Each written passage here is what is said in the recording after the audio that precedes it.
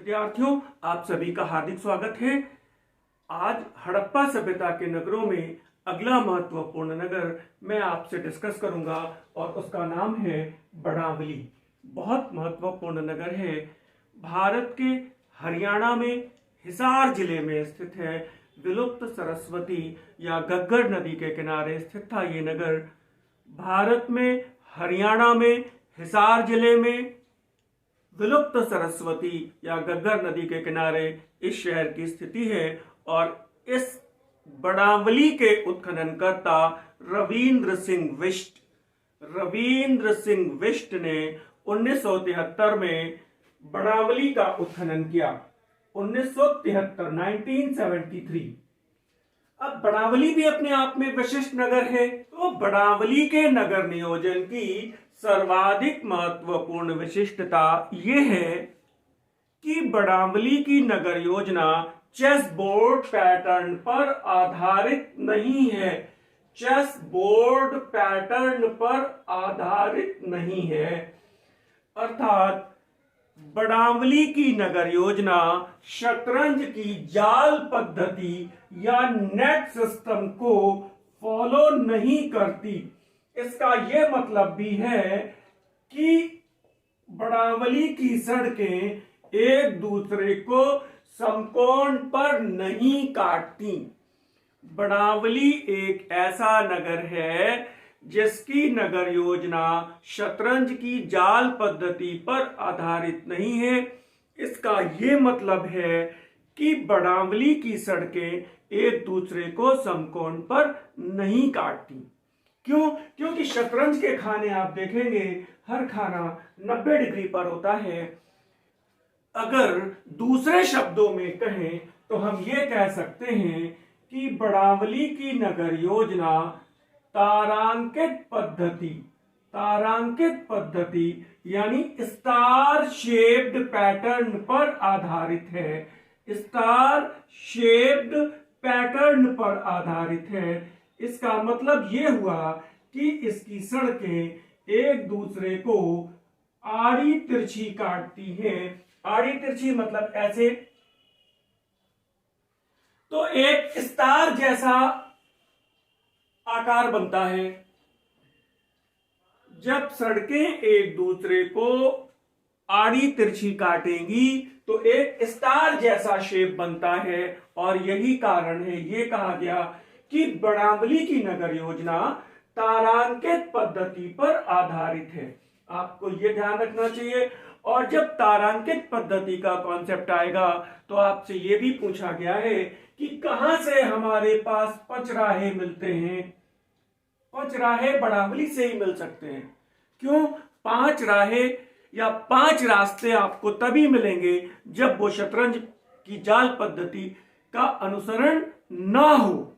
90 degree जब नहीं होगा तभी पचराहे बन सकते हैं, अदरवाइज चौराहे ही बनेंगे। अगले क्रम में बड़ावली से हमें 11 कमरों का एक विशाल आयताकार भवन मिला है। इसको कुछ ऐसा भी लिखा गया है कुछ किताबों में, एक विशाल आयताकार राजप्रासाद मिला है। राजप्रासाद जैसा बड़ा भवन। तो आप ऐसा याद रखिए कि 11 कमरों का विशाल भवन मिला है जो संभवतः किसी धनाढ्य व्यापारी का या किसी धनाढ्य व्यक्ति का रहा होगा। इसी भवन से हमको बहुत सारे स्वर्णाभूषण हैं कुछ कार्नेलियन और लाजावर्द के मनके हैं। लाजावर्द यानी लैपिस लाजुली इंग्लिश में बोलते हैं। तो बहुत सारी ऐसी चीजें मिली हैं और इस आधार पे विद्वानों ने बड़ावली को धनाढ्य लोगों का नगर कहा है। ये एक अद्भुत बात है, ध्यान रखिएगा। बड़ावली को धनाढ्य लोगों का नगर कहा गया है जबकि कालीबंगा को दीनहीन लोगों की बस्ती कहा गया है। अगले क्रम में बड़ावली से हमारे पास एक विशिष्ट उपलब्धि है, मिट्टी का खिलौना हल का मॉडल। मिट्टी का खिलौना हल प्रतिरूप या मॉडल वो एक ऐसा हल है जो आधुनिक हल के प्रतिरूप से काफी समानता रखता है। लेकिन इस संदर्भ में आपको यह ध्यान रखना चाहिए कि हमारे पास हड़प्पा सभ्यता में वास्तविक हल के साक्ष्य नहीं है, मिट्टी का खिलौना हल मिला है, वास्तविक हल के साक्ष्य नहीं है। और ये हल चूंकि वास्तविक हल के प्रतिरूप से काफी समानता रखता है, इस आधार पर हम ये कह सकते हैं कि हड़प्पावासी हलों के प्रयोग से परिचित थे। लेकिन हाँ, आपको ये भी ध्यान रखना चाहिए कि एक विद्वान हैं, एक इतिहासकार हैं, Damodar Das Dharmanand Kosambi sir, DD Kosambi sir, केवल डीडी कौशाम्बी सर का ये व्यक्तिगत वक्तव्य है, स्टेटमेंट है कि हड़प्पावासी हलों के प्रयोग से परिचित नहीं थे या फिर हड़प्पावासी हलों के प्रयोग से अनभिज्ञ थे। आपसे यह पूछा जाए कि हड़प्पा सभ्यता में हलों का प्रयोग हो रहा था, आप कहेंगे यस सर हो रहा था। लेकिन अगर आपसे यह कहा जाए कि किस विद्वान ने माना है कि हड़प्पा सभ्यता के लोग हलों के प्रयोग से अनभिज्ञ थे, जवाब है डीडी कौशाम्बी।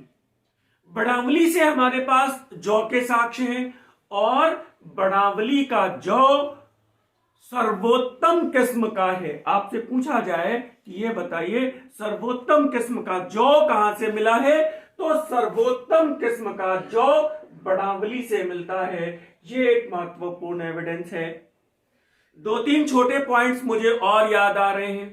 पहला ये कि कसौटी पत्थर, जैसे आज आप गांव में कभी सोने का आभूषण या कुछ सोने का सामान लेकर सुनार के पास जाएंगे तो जो सुनार होता है वो उस आभूषण की शुद्धता जांचने के लिए थोड़ा सा एक पत्थर पे उसको घिसता है और उसके आधार पे वो ये तय करता है कि इस सोने के आभूषण में या चांदी के आभूषण में कितनी शुद्धता है।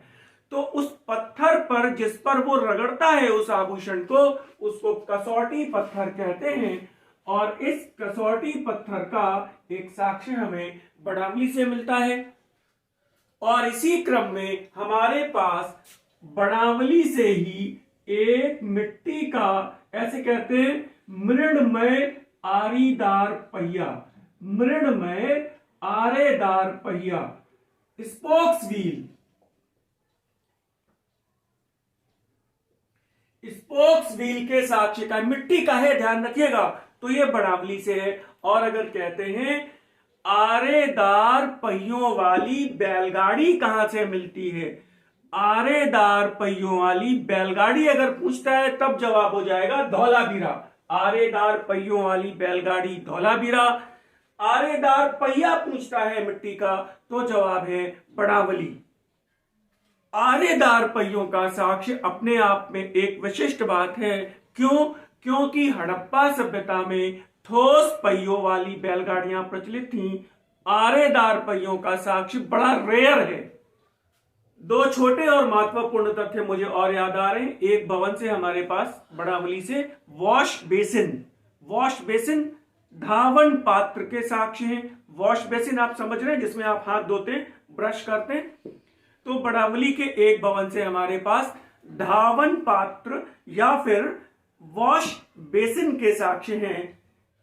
और बड़ावली से ही हमारे पास अग्निवेदियों के साक्ष्य भी मिलते हैं।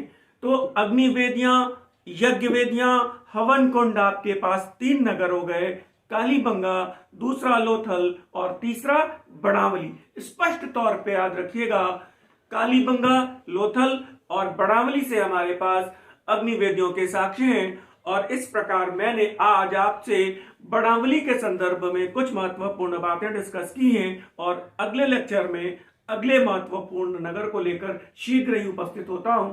तब तक के लिए मुझे आज्ञा दीजिए। धन्यवाद, नमस्कार।